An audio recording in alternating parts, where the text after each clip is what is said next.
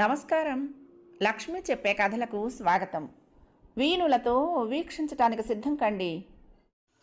ప్రియ సఖులు, ఇప్పుడు మనం ప్రముఖ రచయిత్రి శ్రీమతి ఆరికపూడి కోడూరి కౌసల్యాదేవి గారు రచించిన ప్రేమనగర్ ధారావాహికం నుండి 4వ భాగం వినేద్దామండి. తల్లి నుండి కబురు అందుకున్న పెద్ద కుమారుడు కేశవవర్మ బుసలు కొడుతూ వచ్చాడు. నేనే వద్దామనుకుంటూ ఉంటే మీరు కబురంపారు. ఏమిటమ్మా ఇది? దివాను ఎంత పెద్దవాడు, ఎంతకాలం నుండి మనల్ని కనిపెట్టుకుని ఉన్నాడు. ఎవరో ఆకతాయి పిల్లని తెచ్చి తమ్ముడు వెకిలిగా ప్రవర్తిస్తూ ఉంటే మీరు కూడా అందుకు మద్దతు ఇవ్వటమా? కింది పని వాళ్ళు ఏదో 4 డబ్బులకు కక్కుర్తి పడతారు, మనం చూసి చూడనట్లు ఊరుకోవాలి. వ్యవహారాల్లో అంత ఖచ్చితమైతే కడప నెత్తిన చేతులే అన్నాడు. కాదు పెద్దబాబు, పొరపడుతున్నావు, చాలా పొరపడుతున్నావు. నువ్వు ఇలాగే తలచి వ్యవహారాలు అలా చేస్తూ వచ్చావన్నమాట ఇంతకాలం అంది రాణి.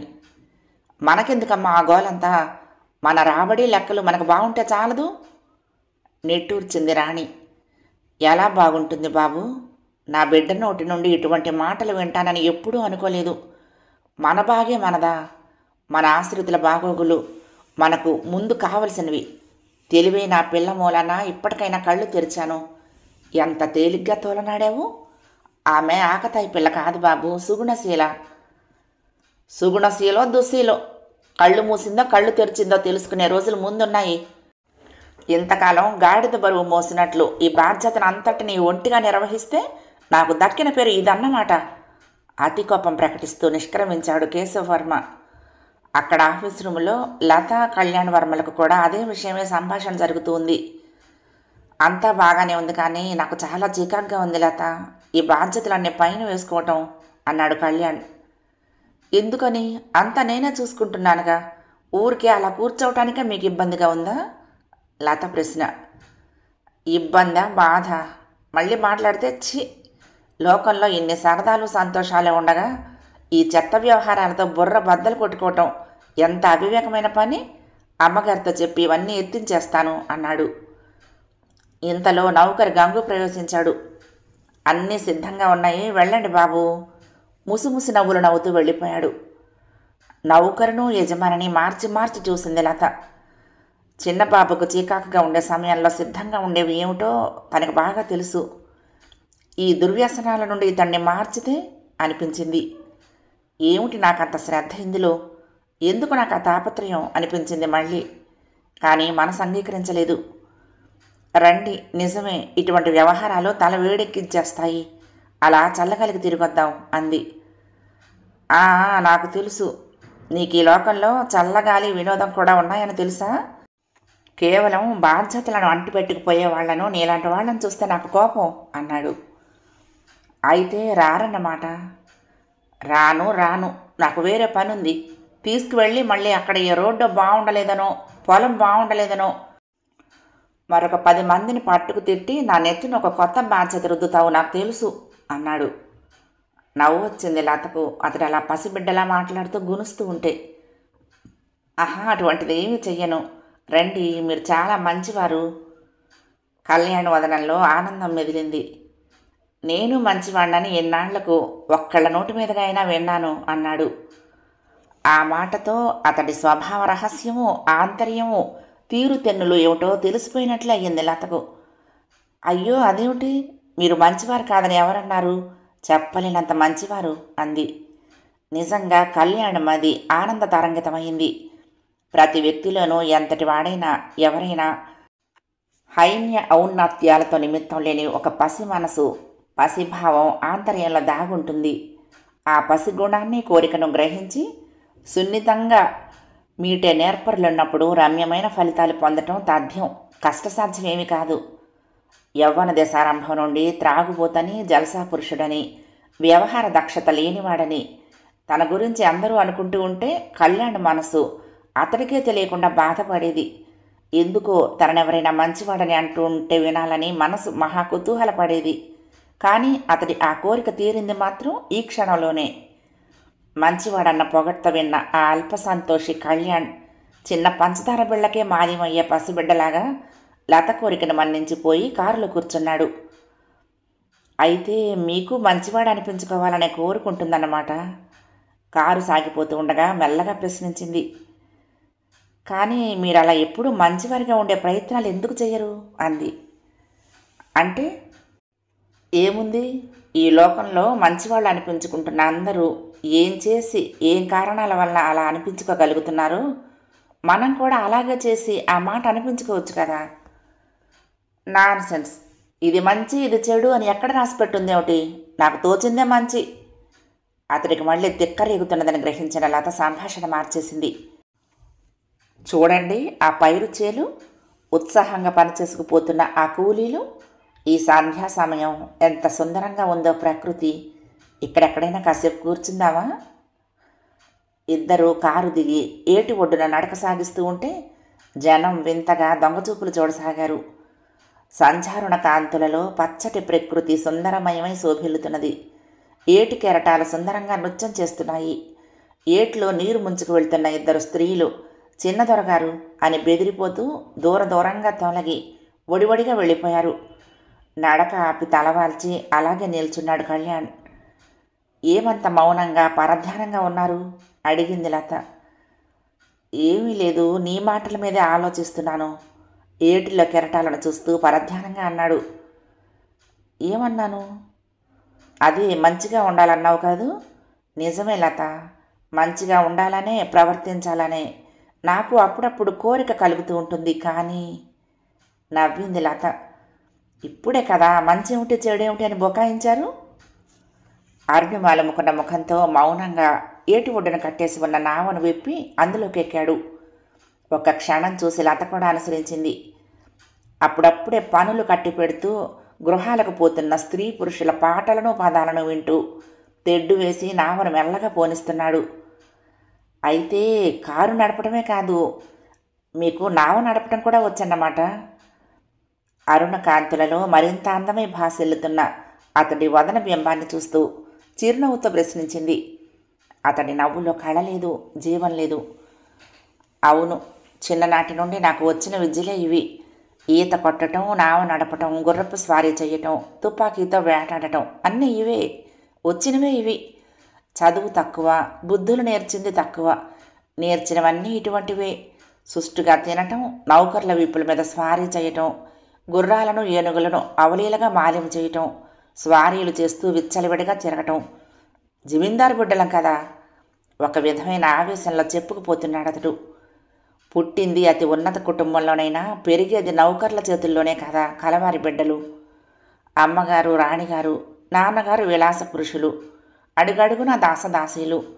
తల్లికి బిడ్డకు, అన్నకు తమ్మునికి, భార్యకు భర్తకు మధ్య కూడా అంతరాలే. మీరు అండి అంటూ గౌరవ పదాలే. పై అంతస్తులో నృత్యగానాలతో విలాసాలతో మునిగి తేలే నాన్నగారితో మాట్లాడాలంటేనే భయం. మాట్లాడటానికి 1 గంట ముందుగానే విన్నపం పంపుకోవాలి. అంతఃపురంలో అమ్మగారి దగ్గరకు 1 మైలు దూరం నడిచి వెళ్తే 1 అరగంట మాత్రం మాట్లాడతారు. అధికారపూర్వకంగా నీతులు చెప్తారు. అంతేకాని మమ్మల్ని చేరతీసి లాలించేదెవరు? ఇది మంచిదని ఇది చెడని బోధించేదెవరు? నిత్యం అడవుల్లో జంతువులను, ఊళ్ళో జంతువుల వంటి మనుషులను చూస్తూ పెరిగాను. వయసు పెరిగింది. కొత్త కొత్త కోరికలను, ఆకలిని కలిగించింది. కోరకుండానే ఎప్పటికప్పుడు అవసరాలను తీర్చే అనేకం అందుబాటులోకి తెచ్చే పరివారం. ఎంత విలాస పురుషుడైతే ఎన్ని గొప్ప అందాలను అందుకుని అనుభవించగలిగితే అంత గొప్ప అని బోధించే కవ్వించే మేనేజర్లు, గుమస్తాలు, దాసీలు. ధనికుడు మనిషే. వాడికి మనిషిలాగే జిహ్వచాపల్యం, మనశ్చాంచల్యం, బలహీనత అన్నీ ఉంటాయి. చుట్టూ పంచభక్ష పరమాన్నాలు, అందాలు నిత్యం సిద్ధంగా ఉంటే మనిషి నాలుగు ఊరుకుంటుందా? కన్ను చెదరకుండా ఉంటుందా? చెప్పు లత, నువ్వే నా స్థితిలో ఉంటే నువ్వెలాగుందువు? మడికట్టు కూర్చోగలవా? చెప్పు లత అన్నాడు కళ్యాణ్. లేదు చిన్నబాబు, లేదు. నా వంటి వాళ్లే ఉంటే సర్వనాశనమై ఉండేవాళ్ళు, అతిహీనులైపోయేవారు. మీరు మంచివారు కనుక ఇలా ఉన్నారు. నమ్మలేనట్లు ముఖం చెట్లించి ఆమె కళ్ళల్లోకి పరీక్షగా చూశాడు అతను. ఏమన్నావు లత? నేను మంచివాణ్ణా? ఎందుకలా అవమానిస్తావు నన్ను? లోకంలో మంచి, నీతి అనే 2 పదాలున్నాయని నాకు తెలిసేసరికి సమయం మించిపోయింది. నేను మంచివాణ్ణి కాను, కాలేను. మిమ్మల్ని మంచివారు కాదనే ఎవ్వరూ మీకంటే మంచివారు కాదు, అది నిజం అంది. అలాగైతే మరి ఇంతకుముందు ఆ యువతులిద్దరూ ఎందుకలా నన్ను చూసి బెదిరి తొలగిపోయారు? నేనెప్పుడు సంసార స్త్రీల జోలికి పోనే. నన్ను కోరి వచ్చిన వాళ్ళని తప్ప అదే వృత్తి గల వాళ్ళని మినహా నేనెప్పుడు కన్నెత్తి చూడనే అన్నాడు. నవ్వింది లత గంభీరంగా. అటు చూడండి ఆ భాస్కరుణ్ణి. అల్పమైన ఆ మేఘాలు అతడి తేజాన్ని తాత్కాలికంగా మరుగుపరుస్తున్నాయే కానీ వాటి శక్తి ఎంత? అంత మాత్రం చేత అవి అల్పత్వాన్ని కోల్పోయి ఆ మహాతేజవంతుడి కంటే ఏ విధంగానూ గొప్పవి కావు. అలాగే అల్పులు కొందరు మీరు మంచివారు కారన్నంత మాత్రాన ఏవో కొన్ని చిన్న గుణాలు మీ సహజత్వాన్ని ఆచ్ఛాదించినంత మాత్రాన మీరు మంచివారు కాకుండా పోరు. అయోమయంగా చూశాడు కళ్యాణ్. ఆ యువతులు మిమ్మల్ని చూసి బెదిరిపోతే మీకేం? స్త్రీలు వారి జాగ్రత్తలో వారు ఉంటారు. ఇక చెడ్డవారన్న అపవాద సంగతి అటుంచండి. 10 మందిని 10 రకాలుగా విమర్శించి చెడ్డవారుగా చెప్పి ప్రచారం చేసేవాడెప్పుడూ మంచివాడు కాదు. మంచిని వదిలేసి కుళ్ళు, కల్మషం, చెత్తా చెదారం, మురికి ఎక్కడుందో చూసి అక్కడే వాళ్ళే ఆరగించే దోమలంత హీనులు వాళ్ళు. వాళ్ల సంగతి మీకనవసరం. అయితే ఆ దోమలు ఆరగించే మురికిని మీ దరిచేరనీయకుండా ఉండటానికి ప్రయత్నించాలి అంది. అసాధ్యం లత. నన్నెవ్వరూ గౌరవించరు. నాకు మంచిగా ఉండటం చేత కాదు. నాలో ఎన్నో బలహీనతలున్నాయి. నేనింతే, ఇంకా నేనింతే లత బాధగా అంటూ గబగబా తెడ్డు వేసి ఒడ్డుకు పట్టించాడు నావ. సమాధానం రాక ఆమె వైపు చూసిన అతడు మంద్రస్వరంతో అడిగాడు, నవ్వుకుంటున్నావా లత? ఏమిటి ఇంతటి జమీందారు ఇంతలా కరిగిపోయాడు? ఇతడి బ్రతుకు ఇంత ఖాళీ డోలకేనా అని హేళన చేయవు కదూ? మెల్లగా తలెత్తిన ఆమె కళ్ళ నిండా నీరు. హేళన చేసేంత కఠినాత్మురాలని కాను చిన్నబాబు. ఈ సంయోగ వియోగాలను, సుఖ దుఃఖాలను, సంపద్దారిద్ర్యాలు ఏమి చెయ్యలేవు కదా అని దుఃఖిస్తున్నాను. చెయ్యలేకపోవటమే కాదు లత, బాధలను అధికం చేస్తాయి. చుట్టూ ఈగల వలె ఆశ్రితులను ముసురుకునేలా చేస్తాయి. శాశ్వతంగా బాధించే దుర్వ్యసనాలలోకి ఈడుస్తాయి. మంచికి మార్ధవానికి దూరం చేసే దుర్వ్యసనాలకు కీలుబొమ్మల్ని చేస్తాయి అన్నాడు. ఎందుకు చిన్నబాబు మిమ్మల్ని మీరు కించపరుచుకుంటారు? ముఖస్థుతిగా ఉంటుందని నేను ఇందాకటి నుండి ఆ విషయం ఎత్తటం లేదు.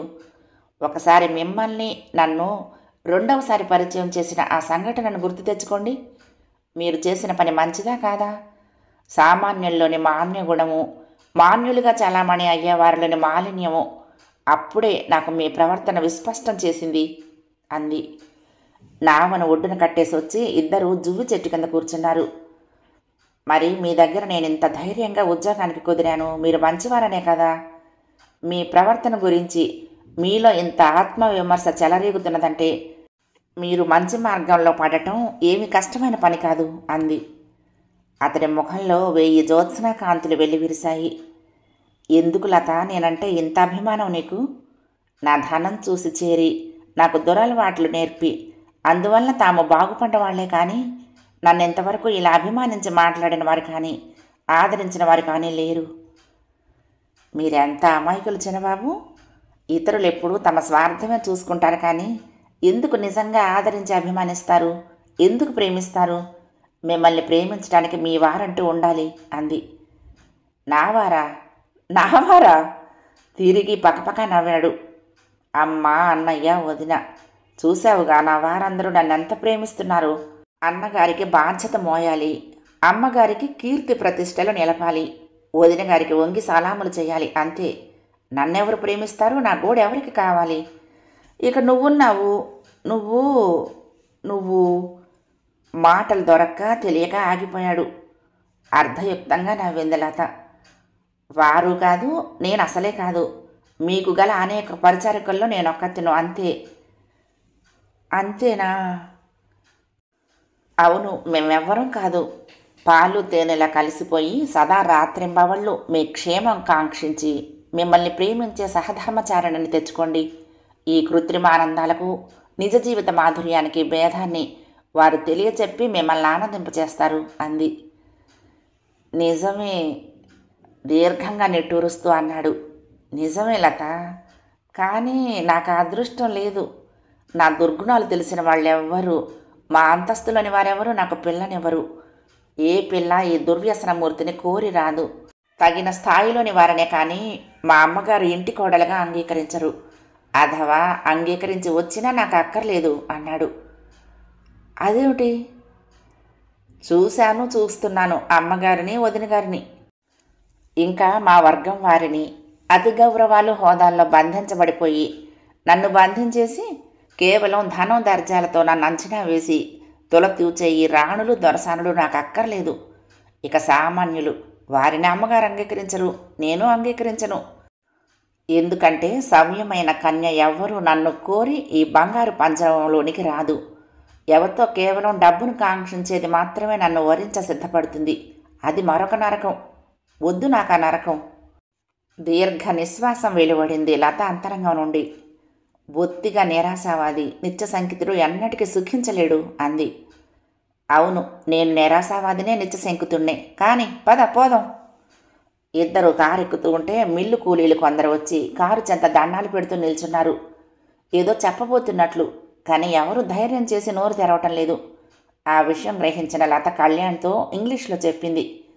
పోనిద్దు వెధవ గొడవ, ఇప్పుడేం మాట్లాడొద్దు, పోదాం పద అన్నాడు తిరిగి ఇంగ్లీష్లోనే. సాయంకాలం బయలుదేరే ముందు అటువంటి గొడవలేవి పెట్టనని తాను దొరతో వాగ్దానం చేసి మరీ షికారుకు తీసుకొచ్చినట్లు జ్ఞప్తికి వచ్చిన లత ఎటూ నిర్ణయించుకోలేకపోయింది. పాపం ఆ కూలీల కళ్ళల్లో ఏదో అభ్యర్థన. ఏమిటి, ఏం కావాలి అని అడిగింది కడకు సాహసించి. వాళ్ల ముఖాలు ఆ మాత్రానికే పరమానందంతో నృత్యం చేశాయి. దొరగారికి దండాల అమ్మాయి గారు, దివాణానికి ఎన్నిసార్లు వచ్చినా దొరబాబు గారుల దర్శనం అవ్వటం లేదు అన్నారు. ఎందుకు? తీక్షణంగా అడిగాడు కళ్యాణ్. చిత్తం, మా బట్టవాడాలు సరిగ్గా కెట్టడం లేదు, మీ దర్శనము కానివ్వటం లేదు. బిడ్డ పాపతో మాడిపోతున్నాం దొరా, మిమ్మల్నే నమ్ముకున్నోళ్ళం, కనికరించాలా?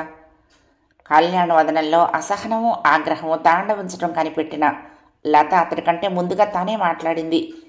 సరే, ఇక నుంచి మీకే కష్టమూ కలగదు. రేపు ఉదయం 7 గంటలకు అందరూ దివాణానికి హాజరుకండి. తప్పకుండా మీ విషయాలు పెద్దరాణి గారు, చిన్నబాబు గారు సరిచేస్తారు అంది. చిత్తం తల్లి మీదాయా అంటూ వెళ్ళిపోయారు. కారు సాగిపోతూ ఉంటే అన్నాడు కళ్యాణ్. ఏముంది, వాళ్ళు రేపు వస్తారు. అన్ని కోరికలు తీర్చే దాతలున్నారు. గోడు వెళ్ళబోసుకుంటారు. కష్టాలు వదిలించుకుని సంతోషిస్తారు. నాకెవరున్నారు? కింది వర్గం వారి బాధలు విని తీర్చడానికి మేమున్నాము. మా బాధలు ఎవరితో చెప్పుకోము. నా కోరికలు ఎవరు తీరుస్తారు? నన్నెవరు ప్రేమిస్తారు? మగువ మాదిర అవే నా బంధువులు. బాధగా వేళ్లతో కణతలు రుద్దుకుంటున్నా అతన్ని చూసి జాలేసింది లతకు. ఎవరూ లేకేమో నేనున్నాను అని చేతులు చాచాలనిపించింది. కానీ వెంటనే తనను తాను సంభాళించుకుని మౌనమే అప్పట్లో కర్తవ్యంగా తోచి తటస్థం వహించింది. అన్నీ సిద్ధంగా ఉంచితే అలా వెళ్ళిపోయారేమిటి బాబు, రండి రండి. కళ్యాణ్ను గంగు ఎదురొచ్చి వెంట తీసుకువెళ్ళటం చూసి నిస్సహాయంగా నిట్టూర్చింది లత. నాన్సెన్స్, మిల్లు కూలీల గురించి పెద్ద వితర్కాలు సమస్యలు దేనికి? ఒంటికాలిపైన లేచాడు కేశవవర్మ. వాళ్లకు జరిగిన లోటేమీ లేదు ఇప్పుడు. పూర్వంలాగా మేనేజర్ చూసుకుంటాడు ఈ విషయాలు. ఇది ఉమ్మడి ఆస్తి. ఏ ఒక్కరూ ఇందులో జోక్యం చేసుకుని మార్పులు తేబోయినా ఫలితాలు బాగుండవు అన్నాడు. మేనేజర్ యజమాని మాటలకు వంత పలికాడు. కళ్యాణ్ వర్మ మౌనంగా ఉండిపోయాడు. లత జయప్రదాదేవి వంక చూసింది. లేదు బాబు, నువ్వు పొరపాటు పడుతున్నావు. మన కింద పనిచేసే వాళ్ళ బాధలు మనం చూడకపోతే ఎవరు చూస్తారు? వారి మొర ఆలకించి వారికి తృప్తికరమైన ఏర్పాట్లు చేయటం మన విధి. రాణి పెద్ద కుమారుణ్ణి ఉద్దేశించి అంది. బాధలో కష్టాలో సుఖాలో నాకు అనవసరం. ఇంతకాలం నుంచి లేని ఈ మార్పు ఇప్పుడు ఎందుకు రావాలి? దీనికి అంతకు మూలం ఎక్కడున్నదో నాకు తెలుసు అంటూ కోపంగా ఒక చూపును లత వంక విసిరాడు. లేనివాళ్ళు ఒక్కటే ఇలా భవంతుల్ని కొల్లగొట్టడం ప్రారంభిస్తే కొంతకాలానికి ఆస్తిపాస్తులనే నామరూపాలు లేకుండా పోతాయి. మనకు సొంత ఆలోచనలు నిర్ణయాలు ఉండాలే కానీ ఈ గుమస్తాలు నౌకర్లునా మనకు ఆలోచనలు చెప్పేది? అన్నగారు తీక్షణంగా సంబోధించాడు కళ్యాణవర్మ. సమస్యలను సమస్యలుగా మాట్లాడుకుంటే బాగుంటుంది, కానీ మీరు వ్యక్తులపై వంకలు పెట్టి అంటే అదేమీ హర్షణీయ విషయం కాజాలదు. వ్యక్తి నౌకరైనా గుమస్తా అయినా జమీందారైనా కర్తవ్య పాలన సరిగ్గా ఉంటే మన్నించవలసిందే, లేకుంటే విమర్శించి తీరవలసిందే. అటు శ్రామిక వర్గాన్ని ఇటు ధనిక వర్గాన్ని కలిపే వారధులు గుమస్తాలు. ఇటు మన కష్టాలు అటు వారి కష్టాలు కూడా వీరికి తెలిసినంత బాగా మరెవరికి తెలియవు. ఎటొచ్చి అందు స్వార్థం మాత్రం మిళితం కారాదు అన్నాడు. ఓహో, స్వార్థరహితులు బయలుదేరారన్నమాట ఇంతకాలానికి. హేళన చేస్తూ కుర్చీ నుండి లేచిపోయాడు కేశవవర్మ. ఇప్పటికంటే ఒక్క పైసా కూడా ఎవ్వడికి ఎక్కువ చేయదలుచుకోలేదు అంటూ. సరే, జరిగిందేదో జరుగుతుంది. ఇక ఈ విషయంలో ఎవరేం చేయగలరు? రాణి నిరాశను వ్యక్తీకరించింది. ఇది అన్నదమ్ములిద్దరం చిరుసగం భరించవలసినది. ఒక్కరం చేయగలిగిందేముంది మరి? తన నిస్సహాయతను ప్రకటించాడు కళ్యాణవర్మ. వెళ్ళండి వెళ్ళండి, మహా తగుదునమ్మా అంటూ వచ్చారు. మేనేజర్ నోరు లేచింది కూలీల మీదకి. క్షమించండి, మిమ్మల్ని అందరినీ ఆశ చూపి రమ్మని ఏమీ సహాయం చేయలేకపోయాను. ఎప్పటికైనా దొరగారి మనసు మారవచ్చు, అంతవరకు ఓపిక వహించండి అంది లత అక్కడే ఆఖరి ప్రకటన కోసం వేచి ఉన్న కూలీలను ఉద్దేశించి. వెంటనే కూలీలు రెచ్చిపోయారు. అదేమన్నమాట, ఎప్పటి కష్టఫలితం అప్పుడే దక్కాలి కానీ మా కష్టమంతా ధారపోసి మీకు లాభాలు కూర్చి మీ దయ కోసం వేచి ఉండాలా? ఇదేం న్యాయం? వీల్లేదు. కూలీల్లో ఒకతను అన్నాడు. అవునవును, వీల్లేదు. మరొకతను అందుకున్నాడు. మా కష్టానికి తగ్గ ఫలితం ఇచ్చి బోనస్ ఏర్పాటు చేస్తేనే ఇక మిల్లు పని సాగేది. లేకుంటే మేమిక ఎవరము పనిలోకి రాము. మిల్లు కట్టిపెట్టాల్సిందే. అవును, అంతే. కూలీల కష్టం దక్కాలి, ధనికుల అన్యాయాలు నశించాలి, మిల్లు మూతపడాలి. కార్మికులు చెలరేగిపోయి అరుస్తూ వెళ్ళిపోవటానికి ఉద్యుక్తులయ్యారు. ఆగండి! ఆ గర్జింపు విని కూలీలందరూ క్షణకాలం బెదిరి శిలాప్రతిమల్లా నిల్చున్నారు. వారిని అలా కొయ్యబారెట్టు చేసిన దృశ్యం కేశవవర్మ తుపాకీ గురిపెట్టి నిల్చోవటమే. రాణి, లత నివ్వెరపోయారు. కళ్యాణ్ చెలించలేదు. లేచి గంభీరంగా నడిచి వెళ్ళి ఆ తుపాకీకి ఎదుటి నిలబడ్డాడు. పేల్చండి అన్నగారు, దీనికి అంతకు నేనే కారణం. ముందు నా పని కానివ్వండి. ఎవరి ప్రాణాలు పోతేనేం, ఎందరు పేదవాళ్ళు ఏడిస్తేనేం, మీ ధనరాశులు చెక్కు చెదరకుండా ఉంటే అంతే చాలు.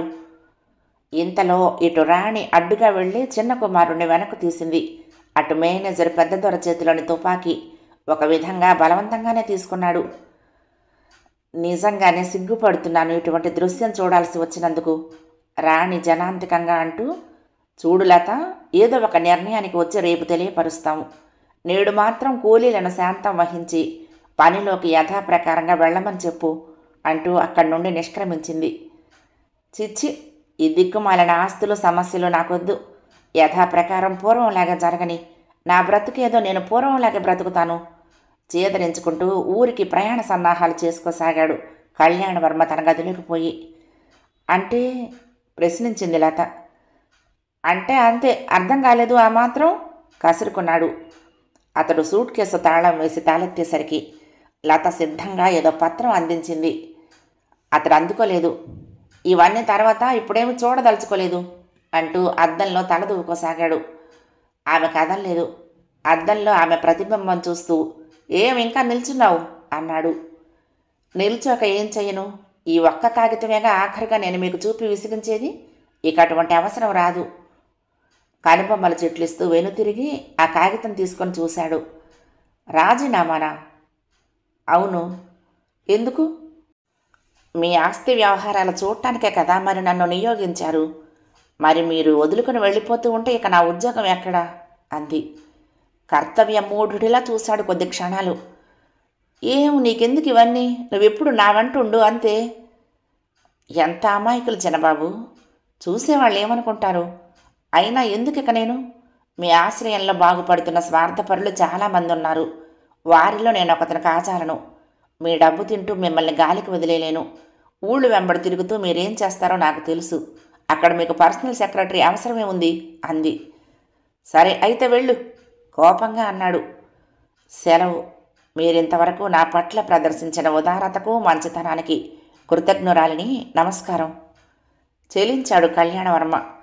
మంచితనం అనే మాట అతడి శ్రవణేంద్రియాలను అమృత వర్షమై తాకింది. లత ఆర్ద్రంగా ఆప్యాయంగా పిలిచాడు. వెళ్ళటానికి ఉద్యుక్తురాలైన లత వెనుతిరిగి వచ్చింది. ఏమిటి అంది. ఇంకా నీ అగ్రిమెంట్ 1 సంవత్సర కాలం ఉంది తెలుసా? తెలుసు. మీరు తప్పనిసరిగా ఉండమని ఆజ్ఞాపిస్తే ఉంటాను. కానీ ఎందుకు మీకు ఆ దండగా? అదిగాక నా ధర్మపానాలు నీతులు మీకు రుచిస్తాయా? వేలాది శ్రామికులు బాధపడుతూ ఉంటే నేను నిశ్చింతగా ఉండటం సమంజసమా అడిగింది. ఏది ఏమైనా సరే నువ్వు వెళ్ళొద్దు. నిన్ను ఆజ్ఞాపించడం లేదు లత, అర్థిస్తున్నాను. నువ్వు కూడా వెళ్ళిపోతే నేను పూర్వం కంటే పశువునైపోతాను. నీ రాజీనామాను నేను అంగీకరించలేను అంటూనే లత అందజేసిన పత్రాన్ని పరపరా చించేశాడు. నిరుత్తరై నిలబడింది లత. ఏం చేయను లత, నేనేం చేయను, నా తల వేడెక్కిపోతుంది అన్నాడు.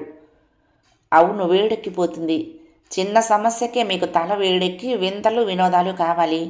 మరి అత్యవసరమైన జీవికే లేని వాళ్ళ గతి ఏమిటి? తరతరాల నుండి మిమ్మల్ని ఆశ్రయించి నమ్ముకున్న వారిని ఒక్కసారిగా ఇలా ఎవరి మటుకు వారు అధోగతి చేస్తే వాళ్ళు ఏమైపోతారు అడిగింది. బాధగా కళ్ళు మూసుకున్నాడు. దగ్గరగా వెళ్ళి లాలిస్తున్న స్వరంతో అంది. ఇవన్నీ వదిలిపెట్టి దూరంగా వెళ్ళిపోతానని ఎప్పుడు అనకండి మరి. అర్ధింపుగా అతడు ఆమె చేయి పట్టుకున్నాడు. మరి నువ్వు ఇలాగ వెళ్ళిపోతానని మరెప్పుడు అనకేం అన్నాడు. అప్పుడే అటుగా వచ్చిన మేనేజర్ తల పంకిస్తూ వెళ్ళిపోవటాన్ని ఎవరూ గమనించలేదు. మృదువుగా చేయి విడిపించుకుంది లత. రండి, మనసు చీకాగ్గా ఉంటే సత్కాలక్షేపాలు ఆరోగ్యకరమైన వాతావరణంలోనే చెయ్యొచ్చు. ఓళ్లమ్మట వెళ్ళిపోయి కృత్రిమంగా బ్రతకనవసరం లేదు. కళ్యాణ్ ముఖంలో కాఠిన్యం స్పష్టంగా కనిపించింది. ఈ మాట నువ్వు అన్నావు గనక బ్రతికిపోయావు లత, మరెవరూ నా దగ్గర ఇంత సాహసం చెయ్యలేరు అన్నాడు. క్షమించండి హద్దు మీరితే అంది. జమీందారులు తీరిక సమయంలో అప్పుడప్పుడు గడిపే పూల తోటలో కూర్చున్నారిద్దరూ వెళ్ళి. పరిసరాలంతటా సూర్యకిరణాలు పరుచుకున్నా అక్కడ మాత్రం నీడగానే ఉంది. పలు రకాల పుష్పాలతో మనోరంజకమే కనపడుతోంది. తామర కొలను నేత్రపర్వమైన అందాలను విరజిమ్ముతోంది. చాలాసేపు మౌనం రాజ్యం చేసింది. అదేమిటి అంత మౌనం, ఏమి మాట్లాడరేంటి అడిగింది లత 2 సార్లు. అతడు సమాధానం ఇవ్వకుండా అర్ధనిమీలిత నేత్రుడై అన్యమనస్కంగా కూర్చున్నాడు. శాంతము లేక సౌఖ్యమూ లేదు. ట్రాన్సిస్టర్ రేడియో పాడుతున్నది మెల్లగా. ఒక్క పాట పాడగలవా లత? హఠాత్తుగా ప్రశ్నించాడు కళ్యాణ్. మీకు పాటలంటే ఇష్టమా? చాలా ఇష్టం. చక్కటి పాటలు వింటూ సర్వం మరచి హాయిగా నిద్రపోతాను. చాలా మంచి అభిరుచి. అయితే పాడు లత, మరి ఆలస్యం చేయకు. మనస్సును మర్యాదగా లాలించి మైమరిపిస్తున్నట్లున్న చక్కటి భావగీతాన్ని వినిపించింది లత. అబ్బా, నిజంగా తేనె తాగుతున్నట్లు, అమృతంలో జలకమాడుతున్నట్లే ఉంది లత. నిజం, అతిశయోక్తి కాదు. ఎంత అలసిపోయినా చీకాకెత్తినా నీ గానమాధురిలో ఒక్కసారి మునిగిపోతే చాలు, చిటికెలో చీకాకపోయి మళ్ళీ నూతన ఉత్తేజం పొందొచ్చు అన్నాడు. లత పైకి మాట్లాడకపోయినా ఆమె అంతరంగం ఆనంద పరవశమై లాస్యం చేసింది. ఏ చీకాకు లేకుండా అతడు ఉత్సాహంగా సంతోషంగా ఎప్పటి మాదిరిగా అనేక విషయాలు మాట్లాడాడు. ఆ మధ్యాహ్నం జయప్రదాదేవి కుమారులిద్దరినీ, మేనేజర్ని, లతను తన గదిలో సమావేశపరిచింది. మిల్లు కార్మికుల విషయంలో అనేక వాదోపవాదాలు, తర్జన భర్జనలు జరిగాయి. నువ్వు పట్టుబడితే మిల్లు మూతపడిపోవటం ఖాయం, కార్మికులు ఊరుకోరు. జయప్రదాదేవి పెద్ద కుమారుడు కేశవును ఉద్దేశించి అంది. ఏమీ పర్వాలేదు, నేను తెస్తాను వాళ్ళని దారిలోకి, మీరు కలగ చేసుకోకండి. కేశవ్ బీరాలు పలికాడు. లాభం లేదన్నగారు, పూర్వపు రోజులు కావు. అదీగాక వాళ్ళ కోరికల్లో న్యాయం అసంబద్ధం కూడా ఏమీ లేవు. కళ్యాణ్ నోరు విప్పి వ్యవహారాలు మాట్లాడుతూ ఉంటే లత సంతోషించింది. ఇదంతా లత చలువ అనుకుని ఆనందించింది రాణి. ఈవేళ బోనస్ అడుగుతారు, రేపు లాభాలు వాటాలు అడుగుతారు. ఇలా వారి కోరికలన్నింటికీ బెదరకూడదు దివాన్ అన్నాడు. అవును, నేను ఈ విషయంలో ఒక్కనాటికి అంగీకరించను. కావలిస్తే న్యాయమని తోచిన వారే ఇచ్చుకుంటే సరే, నాకేమీ అభ్యంతరం లేదు అన్నాడు కేశవవర్మ ఖండితంగా. మళ్ళీ ఈ చీకాకుల్లో కళ్యాణ్ ఏమి చీకాకుపడి ఎటు వెళ్ళిపోతానంటాడోనని భయపడిన లత అనుమానాలు నిరాధారాలే అయ్యాయి. అతడు ఓపికగా అన్నాడు.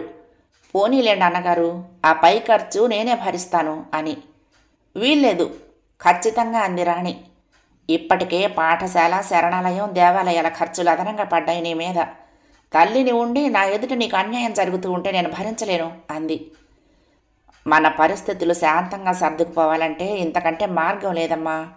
ఇటు అన్నగారు అంగీకరించరు, అటు కార్మికులు మెన్నకుండరు అన్నాడు. దానికి పరిష్కారం నేను చెప్తాను రాణి గంభీరంగా అంది. అందుపై వచ్చే లాభాలను సమంగా అనుభవించేవారే ఖర్చులను తప్పనిసరిగా సమంగా భరించాలి. లేదా భరించగలవారు ఒక్కరే మిల్లు ఆధ్వర్యం పూర్తిగా వహించి ఆ వంతుకు సరిపడా పొలము రెండో వారు తీసుకోవటం మంచిది అంది. వీల్లేదు, నేను మిల్లులో భాగం వదులుకోను. గంభీరంగా ఉంది కేశవ్ మాట. దేనికి వీల్లేదంటే ఎలాగా? మిల్లు మీద అంత మోజే ఉంటే పూర్తిగా మిల్లును నువ్వే తీసుకుని తమ్ముడికి ఆ కిమ్మత్తు పొలం వదిలి. తీవ్రమైన అభిప్రాయ భేదంతో సమిష్టి నిర్వహణలు కుదరవు. పాలకుల్లో అంతటి భేదభావాలు ఉన్నవని పసిగట్టిన నాడు పాలితుల్లోనూ వినయ విధేయతలు గౌరవము లోపిస్తాయి అంది జయప్రదాదేవి. తీవ్రంగా మేనేజర్తోనూ భార్యతోనూ ఆలోచించిన మీదట కేశవ్ మిల్లుపై అధికారం పూర్తిగా వదులుకుని భూములు తీసుకోవటానికి అంగీకరించాడు. అప్పటికప్పుడే రాతకోతలు కూడా జరిగిపోయాయి. లత తేలిగ్గా నేటూర్చింది. కార్మికులు సంతోషంతో జయనాదాలు చేశారు. అందులో అధిక భాగం లతను పొగిడిన వారే. ఆ రోజంతా లత జాగ్రత్తగా కళ్యాణ్ కదలికలను కనిపెడుతూనే ఉంది. అతడెక్కడికి వెళ్ళలేదు. సాయంత్రం వరకు ఆఫీస్ రూమ్లోనే గడిపి అటు పిమ్మట చల్లగాలికి భవనం పై భాగంలో కొంతసేపు విహరించాడు. చీకటి పడగానే కిందకొచ్చి స్నానం చేసి భోజనం ముగించి కొద్దిసేపు మోహినితో ఆడుకున్నాడు. జరిగిన సంగతులన్నింటికీ మనసు చెదిరి ఉన్న తల్లి చెంత కూర్చుని రాత్రి కొద్దిసేపు కులాసగా కబుర్లు చెప్పి తాను కూడా అక్కడే నిద్రపోయాడు. లత మనసు ఎనలేని ఆశ్చర్యంతో అవధుల్లేని ఆనందంతో ఉక్కిరిబిక్కిరయింది. స్త్రీ సీసా ఆ రోజున అతడి చెంతకు చేరలేదు. 4వ భాగం సమాప్తం. ప్రియ సఖులు, ఈ కథ మీకు నచ్చితే తప్పకుండా లైక్ చేయండి, షేర్ చేయండి, కామెంట్ చేయండి, సబ్స్క్రైబ్ చేసుకుని నన్ను ఎంకరేజ్ చేయండి. ఉంటానండి.